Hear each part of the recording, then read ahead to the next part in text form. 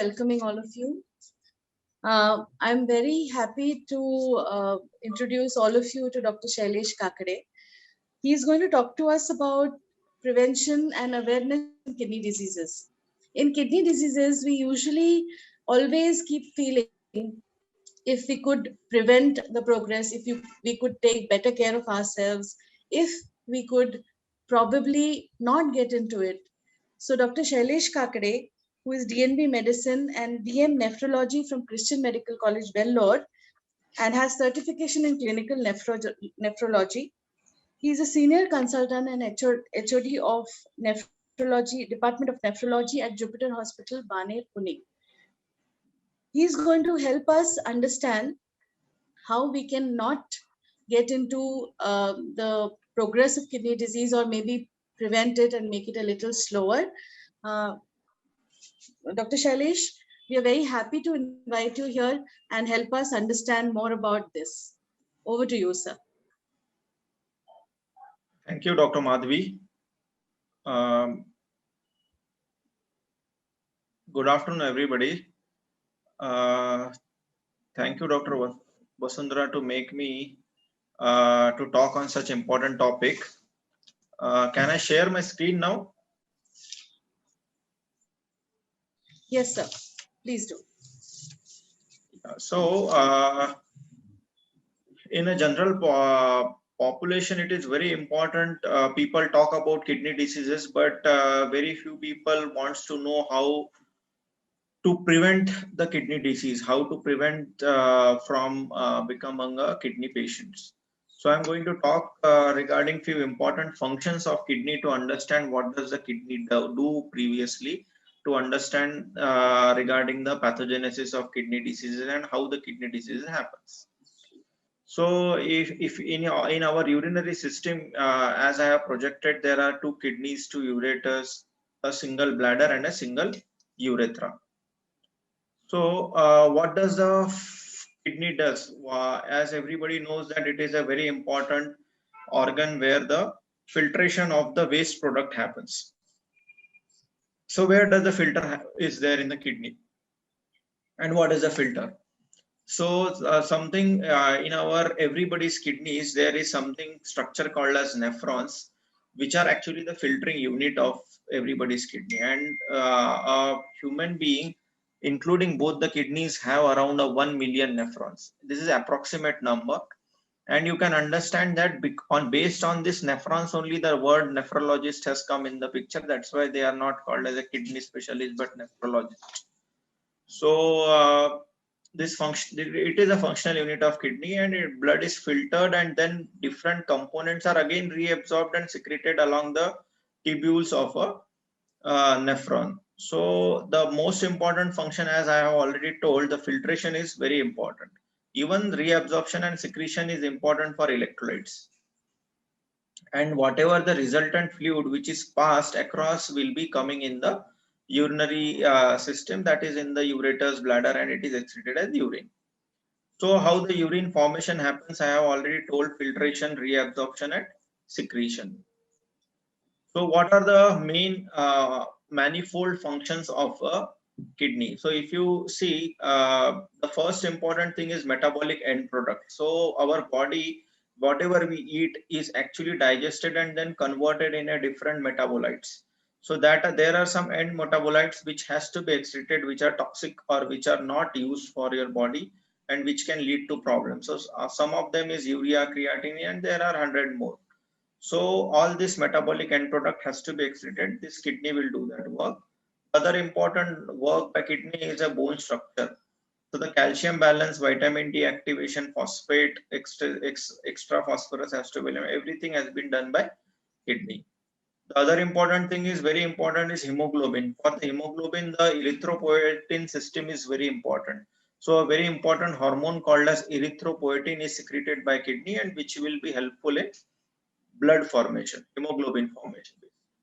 And water balance, as we know that whatever water we drink or whatever fluids we take, if we take in excess quantity, it has to be excreted, or if we take little less, then it has to be used by the body accordingly. So we can't have a constant amount of urine output, so it has been balanced by a kidney.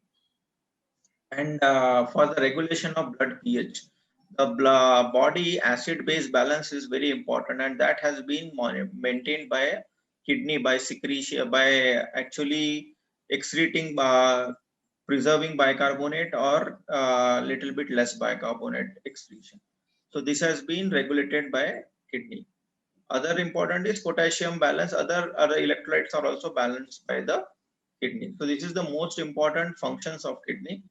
And if anybody develops a kidney disease, so they should know that what are the usual symptoms these patients will develop. The important symptom is weight loss, poor appetite, swollen ankles, edema feet. Many people have the lot of edema or having a swelling in the bilateral limbs. So they think of what are the different problems. They are related to heart or they are related to kidney. So kidney is one of the important symptom of swelling in the feet. Many of them have shortness of breath, so breathing difficulty because of excess fluid in the body. Their lungs get congested with water and they will have breathing difficulty. Excessive tiredness, and some patients have blood in the urine.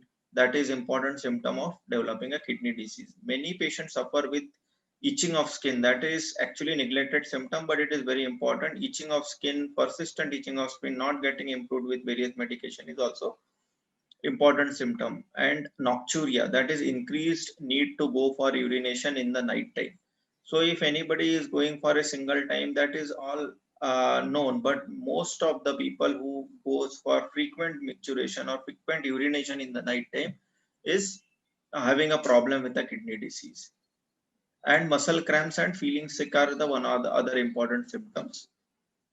So what are the important causes? Now we have seen what are the functions, what are the important symptoms, and what now we should know what are the usual causes which damages the kidney. So as I have shown here, the most important cause is diabetes, hypertension, neurogenic problems, nephritis. Many people develop the kidney disease at early age and they slowly progress over the time. Because of few autoimmune diseases, kidney can get involved. And lot of genetic abnormalities or previous hereditary kidney disease, that are cyst or any anomaly in the kidney. These are the usually causes which can lead to kidney failure. So if you know that these are the causes, these are the symptoms, then how to know what is the whether you or anybody else has a kidney problem or not. So you should ask his doctor to test for his blood and urine. That is most important. The important test in the urine is to look for any protein leak is there or any blood leak is there, which is usually sign of kidney disease. Or the blood test, important test is measuring the creatinine and urea. So whenever there is a creatinine in the blood is higher, means the kidney is not excreting the enough creatinine. So there is some kidney damage. That's why creatinine is going up in their body. Now, these are the common kidney diseases which I have shown, which I am going to discuss further also. So going by something by CKD, by the numbers, if you see that CKD means chronic kidney disease. So chronic kidney disease is something who is having a kidney disease for months or years together. And if they are having this disease, you can see that it is now becoming one of the important cause of death in the whole world. And there are significant number of population in India and in all over the world which are been suffering from this disease. You can see every 24 hours around 350 to 400 people are being initiated on dialysis for kidney failure. So as I risk factors, so the most important who will be the people who are actually possible that they will get the kidney disease. So I am keep on telling that diabetes and hypertension, patient who are having diabetes mellitus or having hypertension, they are very high risk of developing the kidney disease. So it does not mean they should get worried if they are having diabetes or hypertension, but they should keep their frequent checkups so that they can know that when the kidney disease starts, because the symptoms in kidney disease may be quite late. That's why they should be constantly under follow. And anybody who's having family history of kidney disease should have their regular checkups. Patients who are older, having smoking habits, they should keep their kidney workup done. I have already gone through this thing, and I have told that early CKD has usually no signs and symptoms. That's why the early checkup of kidney things is more important. And specific blood and urine tests need to be checked, which I have told, that urine for protein, blood, and also blood for creatinine and urea. CKD get to worse over the time, but if we start treatment earlier, or if we do the treatment part earlier, then definitely the prolongation of the kidney failure can be definitely done. So how to manage the CKD? The most important thing is blood pressure. If the patient is not having much albumin or protein excretion, then the blood pressure target they should maintain is less than 140 millimeter of mercury of systolic blood pressure and less than 90 millimeter of diastolic blood pressure. This is the blood pressure targets which the person who is having CKD should maintain if they don't have much protein. But the patients who have more amount of protein leak, they should definitely try to keep the blood pressure less than 130 and systolic blood pressure less than 80 millimeter of diastolic. More other important thing is what what about protein intake, food habits. So protein intake, they have to decrease from usual Indian diet is around 1 to 1.2 grams protein they take daily, and Western diets are quite 1.5 to 1.8 grams they take because of lot of consumption of meat products. But yeah, so but still we have to restrict the protein in the diet because protein products are getting actually converted to creatinine later, and then they will have a kidney have to work more, so they can have a loss of kidney function because of consuming lot of protein. Glycemic control is also important. HbA1c target around 7 should be maintained to prevent the further diabetic kidney disease. Salt intake should be less than 2 grams per day. Usual salt in our daily routine is around 5 to 7 grams. Now the patient who is having diabetic kidney disease, what are the precautions they should take? If anybody has diabetes, then they should take this 3-step: meet the blood sugar target as often as you can, get tested for your average level of blood sugar over the past 3 months, that is HbA1c. That is at least 2 times in a year, but ideally 4 times is better because it gives around a 3 months average blood sugar. If your blood pressure is high, check it regularly and get it under control so that the kidney can be healthy. And talk to your doctor about the medication which can harm your kidney, so that you should not take any medications which are nephrotoxic or which are kidney damaging medications. As I have told that to keep your kidneys healthy with diabetes, once the blood sugar, what is the level, that is HbA1c of around 7, and blood pressure depending on your protein leak, but less than 140/90 is the recommended blood pressure level. And healthy lifestyle, what about healthy lifestyle? We have to work with a dietitian to develop a diabetic meal and limit the salt and sodium restriction. Stop smoking, make physical activity as a part of your routine. That is, you should be working around 30 minutes daily for around 5 days in a week, and should have get enough sleep up to around 7 to 8 hours of sleep each night, because that will decrease your stress hormones. Ideal level of glycemic control, I have already told, less than 7.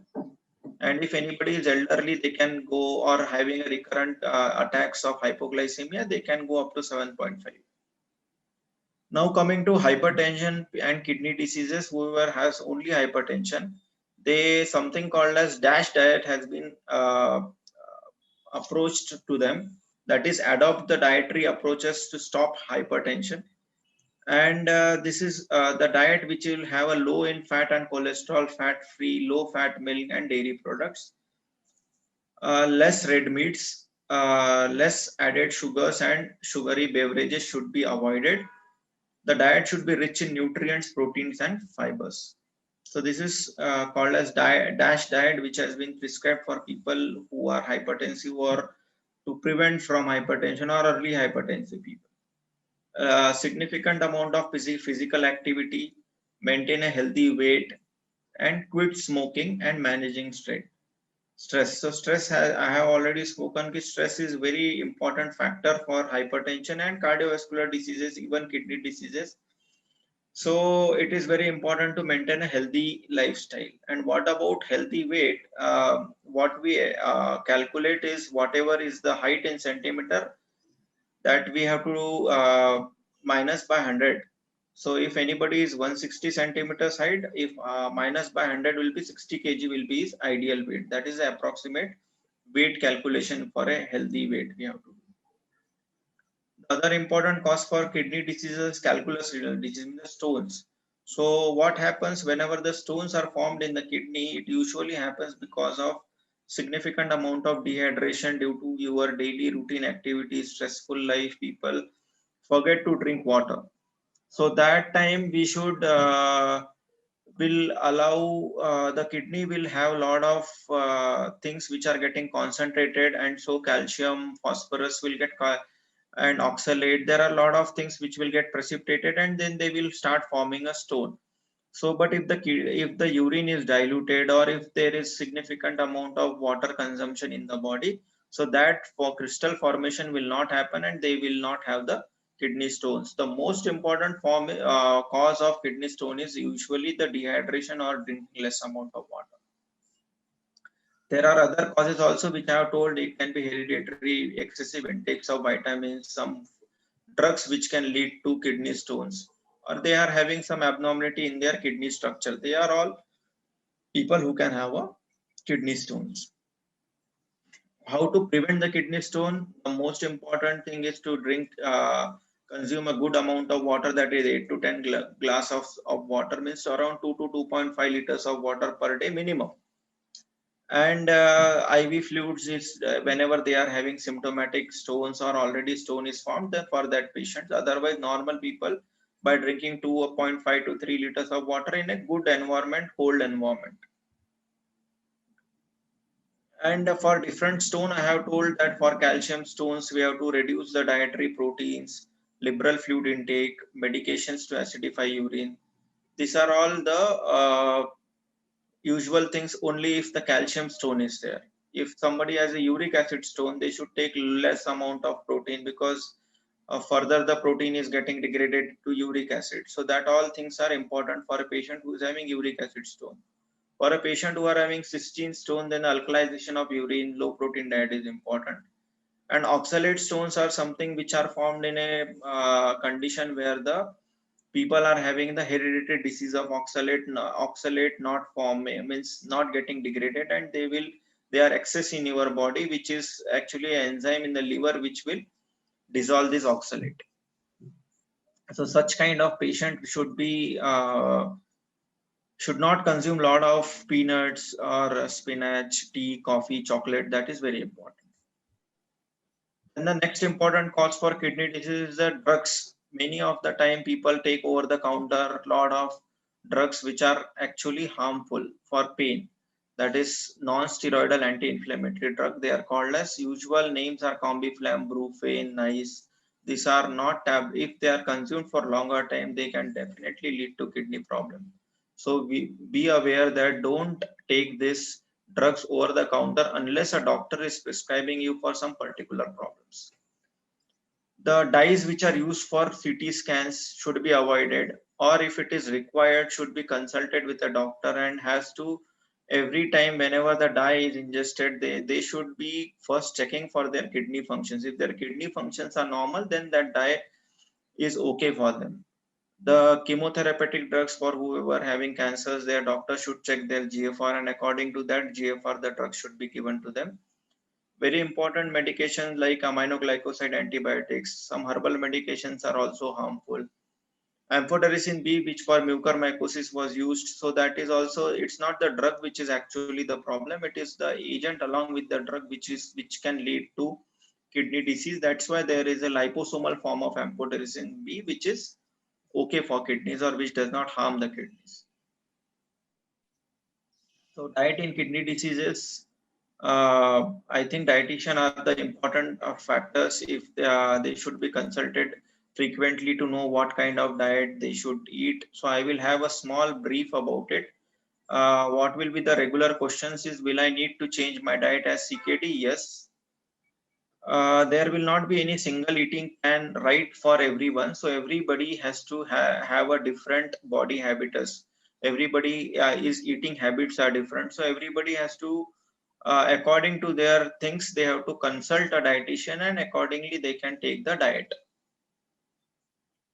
Uh, why do I need protein? But why then if protein, as I have told that protein can lead to further damage, excess protein can lead to further damage, but protein intake should not be stopped completely because proteins is required for a lot of important functions in your body, like muscles, build up muscles, repair of tissues, to fight the infections. If we don't eat much protein, then these all things will not happen. So protein intake is definitely necessary, but should be restricted. What I have told, around 0.8 gram per kg per day should be the intake. Different dietary recommendations, if I see, the sodium should be restricted as much as possible because salts can lead to hypertension. Salt will lead to water retention. So sodium restriction is very important. Phosphorus restriction is very important. Potassium, if we consume more, it can lead to problem further because higher potassium can be dangerous to the heart, and fluid should definitely be restricted. So now coming to, I have spoken about the different diseases if people have, how to prevent for the kidney disease. Now these are for the general population. These are the 8 golden rules which people should follow so that they can prevent themselves from the kidney disease. So they should be keeping fit and be active. So this will help in reduction of body weight, or you can achieve your ideal body weight, reduce your blood pressure, and having a risk of decreasing the risk of chronic kidney disease. Eat a healthy diet. Healthy diet, what it means is less amount of sodium, drink lot of fluid, water means, and having less amount of cholesterol in the diet, less amount of oily substances in the diet. This is a healthy diet. Check and control your blood sugars every, whoever is above 25 to 40 years of age should have their regular checkups of blood sugars. If any family history is there, they should check and control your blood pressures. I told about appropriate fluid intake, that is around 2 to 2.5 liters in a good environment, cold environment. Don't smoke, don't take over the counter anti-inflammatory medications, that is painkillers, and get your kidney function checked if you are having any of the risk factors like diabetes, hypertension, family history of kidney disease, or you are obese. These are the usual things which you should do. So as I have already told all these things, if any other questions are there, I'm happy to take. Yes, sir. Thank you so much. It was a lovely presentation. And of course, we have a lot of questions coming up because a lot of queries which come up when everybody is trying to do their own bit, but successful, not always successful. So I'll start with the question, sir. Yeah. There is a question from a mother who is really worried. She is a patient of IgA nephropathy, and son has been bedwetting for last 8 years. Sorry, he's a 8-year-old kid. His USG is normal. The doctor says that it is probably he'll be fine by puberty, but since she is a patient, she's constantly under stress and worried. So, is any other test or any genetic test which can be diagnostic in this case, sir? Yeah, the usually IgA nephropathy which the mother is suffering from, to the kid to have, this will not be the symptom. Usually they can have blood in the urine or hypertension. These are the usual problems in IgA nephropathy. IgA nephropathy can be familial in 5 to 10%, but I don't think so this is a correct age to think about IgA nephropathy for that kid, because the bedwetting can be a usual problems in that age, and with the adolescent it will go off. So this symptom and the disease does not correlate.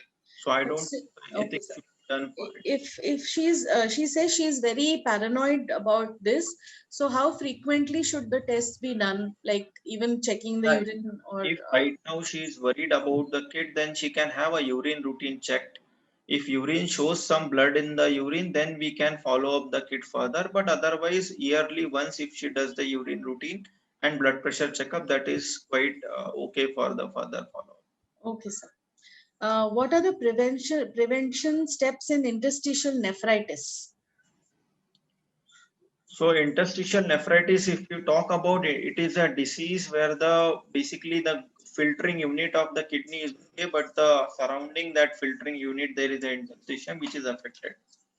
So in this disease, usually it is a slow progressing disease, happens mainly because of lot of painkiller tablets if they have consumed a lot, or because of some other diseases which will affect the interstitium. So prevention thing is mainly blood pressure control, which is very important, and having a protein in the diet should be regularly, whatever we are telling about 0.8 to 1 gram per day should be maintained, and having a regular follow-up, regular checking, that will help him in further prolonging or preventing from further kidney damage. Okay. Um, this question, I'm compiling a few questions. Somebody has been diagnosed in a blood donation camp with IgA, and erratic blood pressure, ups and downs, nausea or throwing up, redness of the eyes, foamy urine. All these symptoms have been ignored, and the general practitioner also could not help in diagnostics, and they came to know many years later. So of course they cannot go back those many years, but rest of the population is asking, so what relevant questions should be asked the general practitioner, which we regularly visit, so that we can prevent this kidney disease? Yeah, so that boy who had IgA nephropathy later, the important thing is that blood pressure. If anybody's blood pressure is higher at any age, should not be neglected, because if it is a familial blood pressure around 40, 45, usually they will start having hypertension. But before that, anybody is diagnosed with high blood pressure, that should not be neglected. The other important thing is that the patient was having nausea, vomiting, and all these things, that symptoms are usually not very common. If they are having some gastritis and all these things, that can happen.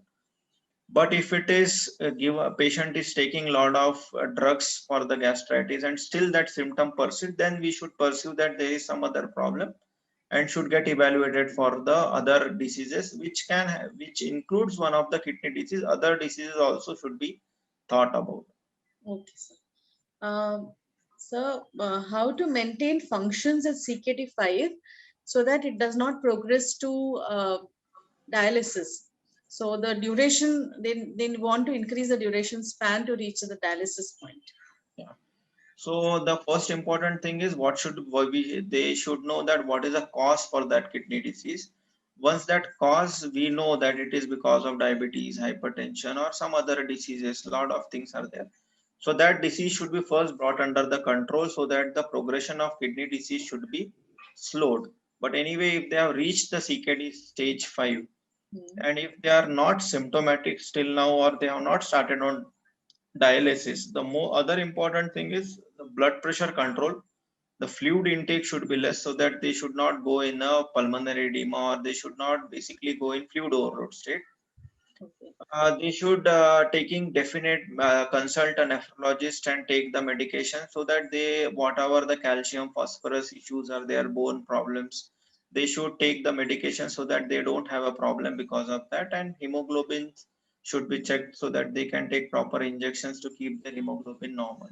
So if they do all these things, then the progression will be definitely less, but yeah, over the time they may go for dialysis, but that can be delayed with all these measures. Okay. All this is applicable to all other stages of CKD, right, sir? Yeah, this is applicable for all other stages, but few things are applicable at stage 3 or stage 4 and stage 5, mainly calcium balance, erythropoietins, and all these things are stage 3, 4, 5 are mainly. 1 and 2 usually does not have these symptoms.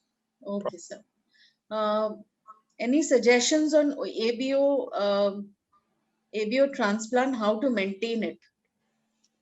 Yeah, ABO incompatible transplant basically is a different blood group transplant when a person from, if a donor is from A blood group and donates to the B blood group. So what happens is, because of this donation, there are some antibodies in the other blood groups in the recipient, whoever takes the kidney. which will have a problem because of the different blood group of the donor. So if there are multiple tests and treatment which people, whoever does the ABO incompatible transplant knows about it, and once they are passed around 6 weeks, 3 to 5 weeks, they usually the body starts something called as accommodation. So the body starting accommodating the different blood group kidney, and once it is done, they are as equal to the regular blood group transplant people. So that only if anybody wants to check the that titer antibodies level, it is okay. But I suggest even if it is not checked, that is okay after 3 months of transplant. And when can this individual go for a vaccination? Vaccination, they can go. I prescribe that whenever their steroid dose are at minimum around, definitely not within a first month of transplant. After a first month of transplant, then the steroid doses comes down to the minimum dose less than 10 milligram. I suggest them they should go for vaccination. And live vaccine should be avoided. I am not talking only about COVID vaccination, all other vaccination. Live vaccines are which are having live viruses, that should not be taken by a transplant patient. Okay, sir. This is again related to vaccine. Does vaccine increase the creatinine level? No, vaccines are not at all related to kidney diseases. Only the vaccine can has a immunogenic response to some of the very few individuals. That will not increase the creatinine, but they can have some fever, other things, and because of some other reason, creatinine is going up, and people has been contributing it to the vaccination. Very little literature regarding that this is called vaccination is causing the problem to kidneys or transplant. How much is the salt allowed for stage 3 interstitial nephritis? The salt consumption, as I told, it should be as less as possible. So around 2 to 3 grams, as I already told, should be the usual salt intake of a person who is having kidney disease. What is your take on the alternative salts like black salt, sendha namak, and all those things, sir? No other salt is actually, every other salts have a lot of potassium. So that is very wrong impression in whole of the societies that other salts are better than this salt. But all other salt have other minerals which are actually can lead to harmful, because we don't know how much it is, how much amount it is there in that thing. So my total take is to take normal available table salt which is available in market, that we know that it is only having the salt content, no other things. Okay. For a CKD, can high B12 accelerate to end stage renal disease? No, I don't think so. It is something like that. But yeah, many of the people are on B12 supplements, which are given by us only. So that's when we check the B12 and it is to be high, seen to be high. B12 does not cause any kidney disease. But yeah, if anybody's B12 is very high, they can stop their B12 supplementations if they want. Okay. There's a question, sir. My dad is on the verge of dialysis. What precautions are to be taken? I think it's more relevant to the stage 5 thing, right? Yeah, I have just answered that, and that what are things. Is antibiotic medication taken post-transplant affects the TAC levels? Yeah, it all depends on what kind of antibiotics or what there are classification, or there are different families of antibiotics. So among that, which there are few antibiotics which has interaction with the tacrolimus level. So you should find out with your nephrologist that which antibiotic should be taken, and accordingly we should have a dosage of antibiotic should be done. There's a question which has come up. I am maintaining my salt intake. I am doing exercises, but my creatinine level tends to fluctuate quite a bit. Yeah, so if the creatinine is fluctuating, what the person is trying to tell is that it is going up and again coming down, going up and again coming down, then I am not too much worried if he is already having kidney disease, because if it is coming down means there are dietary habits and a lot of other things which are varying. Okay. Unless there is a definitely progressing kidney disease, means the creatinine is just jumping up every time whatever he check, that is worrisome for me. Fluctuating creatinine is also worrisome, but not that like jumping creatinine. Can a CKD patient with 1.4 creatinine having gluten-free and dairy-free diet take non-vegetarian, and how much and how often? Yeah, so this is a particularly dietary based question. Uh, One, we have to know what kind of protein he is trying to take, how much amount he is trying to take. So accordingly to the things, whatever I have told, that 0.8 grams per kg, what kind of stage of kidney disease, that is also very important. So we have to calculate that and take everything. It does not mean that one food he can't take because he is having kidney disease. Okay. So if it is taken in limited amount, it is advisable. There's one more question which frequently comes up is, in a single meal, different types of proteins, does it cause any harm? Suppose there's paneer and non-vegetarian.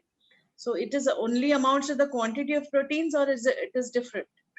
No, it is the amount of protein more important. If you are taking two different protein, it is okay. It's okay. Okay. How to handle the new issues that come up post transplant, like side effects like cataract and diabetes?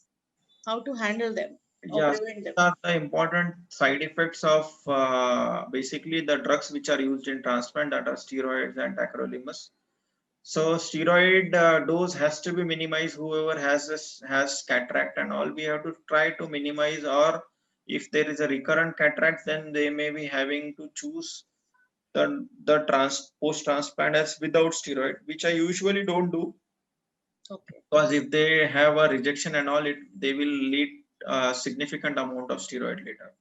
So this is all, the drug minimization is very important, but we can't avoid that drugs. Uh, there's one question regarding a query that how does a post transplant woman get hormone issues like PCOD and thyroid?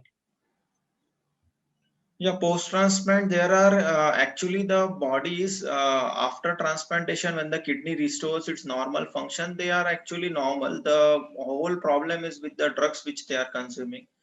Thyroid issues usually does not start because of any drugs. They may be either earlier or they are developing that new disease. I don't think so anything will be related to the transplant issues. And PCOD is also the same thing. If because of steroid, there can be some ups and downs in the disease. That is important. Okay. There's one question on hyperoxaluria, sir. What are the treatment option, and does the treatment lead to end stage renal disease? Yeah, so hyperoxaluria, what I was talking about oxalate stones. So that is called as hyperoxaluria, where the oxalate is actually excreted more because of some hormone deficiencies in the liver, in the body, which will not be able to degrade the oxalate. So the treatment options in the oxaluria, if the kidney is totally damaged, the option is to have a liver transplant also along with kidney, because that liver will give that enzymes which will not have, because if they undergo kidney transplant, that kidney stone formation will keep on happening. So the newer kidney can also have fired or will go off because of that kidney stone. So better is to get a liver and kidney both transplant done, so that they can have a healthy life after that. So that stone issues are gone. Okay, sir. There is questions are almost over, sir, but there is a concern with donors.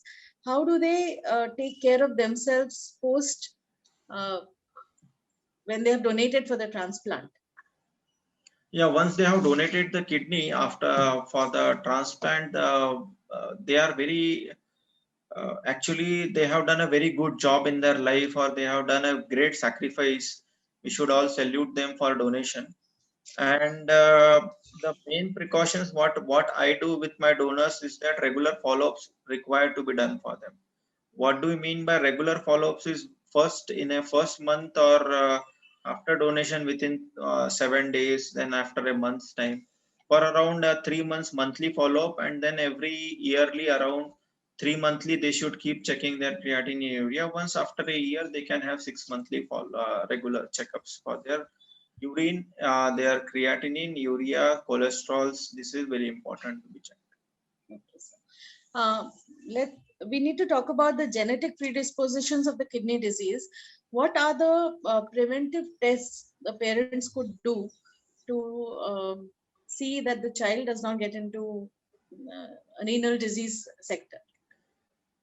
So it is important that if they have a genetic, if any parent is suffering from any disease, the best thing to do is first, before the planning for any child only, they should, as soon as they have somebody has conceived, they should check the embryo whether the same kind of gene has been transferred in that embryo or not. That is the preventable thing.